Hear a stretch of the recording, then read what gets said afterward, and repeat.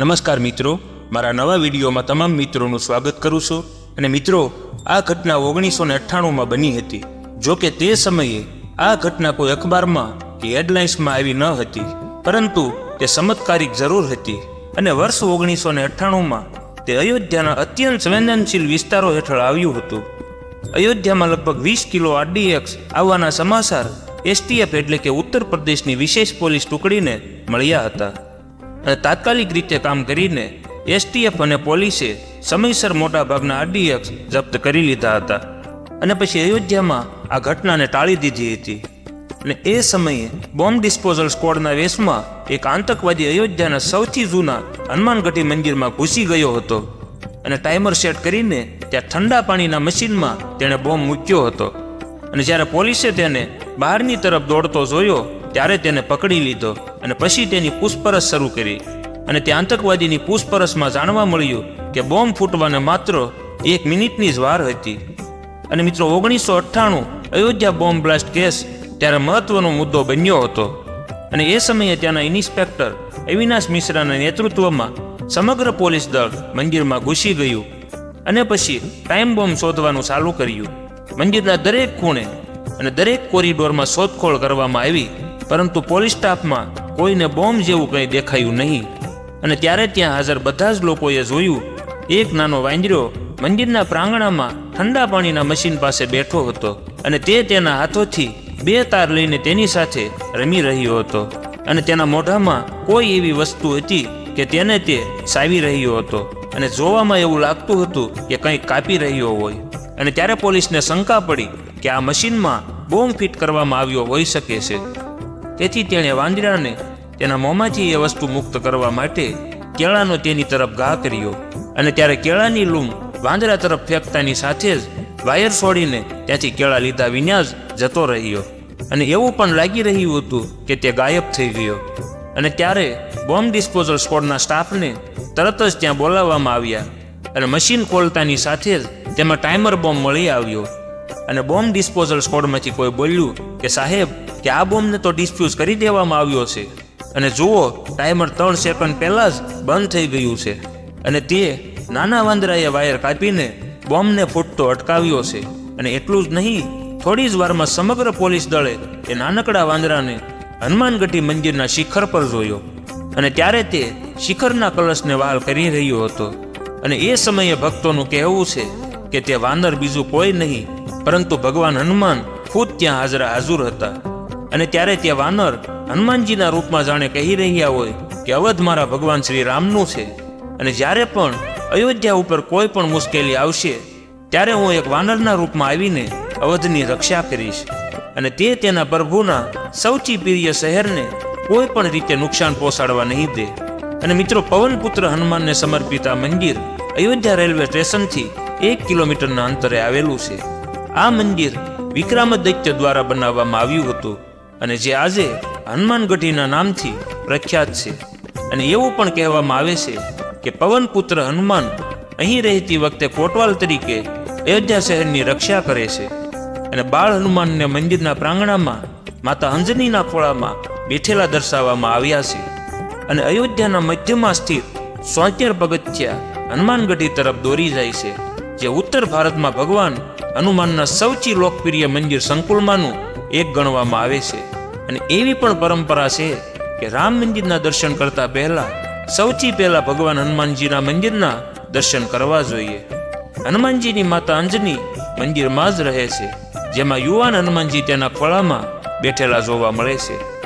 આ મંદિર રામાનંદી સંપ્રદાયના બેરાગી મહંતો નિર્વાણી અની અખાડા હેઠળ આવે છે। અને કહેવાય છે કે મંદિરમાં ભગવાન હનુમાનજીની ચમત્કારિક શક્તિઓ મંદિરમાં દર્શન કરવા આવતા ભક્તોને ક્યારેય નિરાશ નથી થવા દેતી અને દર્શન માટે આવતા ભક્તોની મનોકામના અવશ્ય પૂર્ણ થાય છે। અને એવી પણ માન્યતા છે કે જ્યારે ભગવાન રામ રાવણ પર વિજય મેળવીને અયોધ્યા પરત ફર્યા ત્યારે હનુમાનજી અહીં રહેવા લાગ્યા, તેથી જ તેનું નામ હનુમાનગઢ અથવા હનુમાનકોટ પાડવામાં આવ્યું। અને આ જગ્યા પર બેઠા બેઠા જ હનુમાનજી રામકોટની રક્ષા કરતા હતા। અને મુખ્ય મંદિરમાં હનુમાનજી માતા અંજનીના ખોળામાં બિરાજમાન છે। આ વિશાળ મંદિર અને તેનું રહેણાંક સંકુલ 52 વીઘામાં ફેલાયેલું છે। વૃંદાવન, નાસિક, ઉજ્જૈન અને જગન્નાથપુરી સહિત દેશના ઘણા મંદિરોમાં મંદિરની સંપત્તિ, અખાડા અને સભાઓ છે. રામ જન્મભૂમિ પાસે હનુમાનગઢી મંદિર આવેલું છે. અને મિત્રો 1855માં મુસ્લિમોએ મંદિરને નષ્ટ કરવાનો પ્રયાસ કર્યો. ત્યારે મુસ્લિમો હનુમાનગઢીને મસ્જિદમાં ફેરવવા માંગતા હતા, પરંતુ તેઓ આવું કરવામાં સફળ ના થયા. અને મિત્રો ઇતિહાસકાર સર્વપલ્લી ગોપાલ જણાવે છે કે 1855નો વિવાદ બાબરી મસ્જિદ રામ મંદિર સ્થળ માટે નહીં, પરંતુ મુસ્લિમો અને રામાનંદી બૈરાગીઓ વચ્ચે હનુમાનગઢી મંદિર માટે હતો. અને એવું પણ કહેવાય છે કે નવાબ સિરાજ-ઉદ-દૌલા એક ગંભીર બીમારીથી પીડાતા હતા અને એ સમયે તેમના માટે બસવું લગભગ અશક્ય હતું. અને ત્યારે તે નવાબ અભયરામદાસજી પાસે આવ્યા, જેમણે અહીંયા નમાઝ અદા કરી. ત્યારે બાબાએ નવાબ માટે ભગવાન હનુમાનજીને વિનંતી કરી અને નવાબને હનુમાનજીની પ્રાર્થના કરવા કહ્યું. અને એ જ સમયે નવાબે હનુમાનજીને પ્રાર્થના કરી અને ત્યારે નવાબ ચમત્કારિક રીતે સ્વસ્થ થઈ ગયા. અને તે પછી સ્વામી અભયરામદાસજીની સૂચના હેઠળ સિરાજ-ઉદ-દૌલાએ આ મંદિરનું પુનઃનિર્માણ કરાવ્યું હતું. અને મિત્રો હનુમાનજીનો મહિમા અપાર છે અને તેથી જ તુલસીદાસે લખ્યું છે કે અષ્ટ સિદ્ધિ નવ નિધિ કે દાતા અસબર દીન જાનકી માતા. એટલે કે હનુમાનજી રામ ભક્ત છે અને તેઓ ભગવાન શ્રી રામને સમર્પિત છે. પરંતુ શું તમે જાણો છો કે ભગવાન રામની પહેલા બજરંગબલીની પૂજા શા માટે કરવામાં આવે છે? તો અહીં હું તમને ભગવાન રામ પહેલા હનુમાનજીની આરાધના કેમ કરવામાં આવે છે તે અંગેની માહિતી આપીશ. હનુમાન ચાલીસામાં ઘણી સોપાઈ છે, જેમાંથી એકમાં લખ્યું છે, રામ દુઆરે તુમ રખવારે હોત ન આજ્ઞા બીનું પૈસારે. એટલે કે હનુમાનજી ભગવાન રામની રક્ષા કરે છે અને તેમની પરવાનગી વગર કોઈ પણ ભગવાન રામના દર્શન કરી શકતું નથી. ભગવાન રામ કરતા તેમના ભક્ત હનુમાનનું વિશેષ મહત્વ માનવામાં આવે છે, કારણ કે કોઈ પણ ભક્ત અયોધ્યામાં આવે છે ત્યારે સૌથી પહેલા બજરંગબલીના દર્શન કરે છે અને ત્યારબાદ જ ભગવાન રામના દર્શન કરવા માટે જાય છે. અને હનુમાનગઢીના મહંત રાજુદાસનું કહેવું છે કે ભગવાન રામ તેમના ધામમાં જતા હતા તે સમયે હનુમાનજીનો રાજ્યાભિષેક થયો હતો અને ત્યારબાદ ભગવાન રામે બજરંગબલીને અયોધ્યાની જવાબદારી સોંપી હતી અને તેમને રાજા બનાવ્યા હતા. અને એ જ સમયે વિભીષણના પુત્ર માર્તગજેન્દ્રને અયોધ્યાના કોટવાલ બનાવવામાં આવ્યા હતા. અને મિત્રો બજરંગબલી અંગે ઘણી માન્યતાઓ છે કે હનુમાનજી કળિયુગમાં પણ અયોધ્યાની રક્ષા કરતા હોવાનું કહેવામાં આવે છે. આવી સ્થિતિમાં હનુમાનજીની પરવાનગી વિના ભગવાન રામના દર્શન કોઈ પણ વ્યક્તિ કરી શકતા નથી.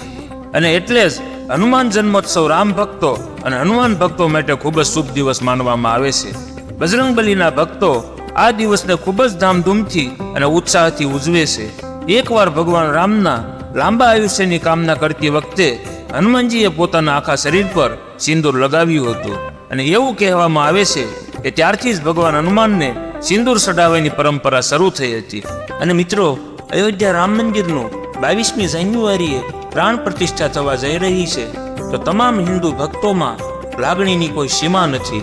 અને મિત્રો આ વિડીયો તમને પસંદ આવ્યો હોય તો તમારા મિત્રોને પણ શેર કરજો, ચેનલને સબસ્ક્રાઇબ કરજો અને ભગવાન શ્રી રામને માનતા હો તો કોમેન્ટ બોક્સમાં જય શ્રી રામ લખજો. જય શ્રી રામ, જય બજરંગબલી.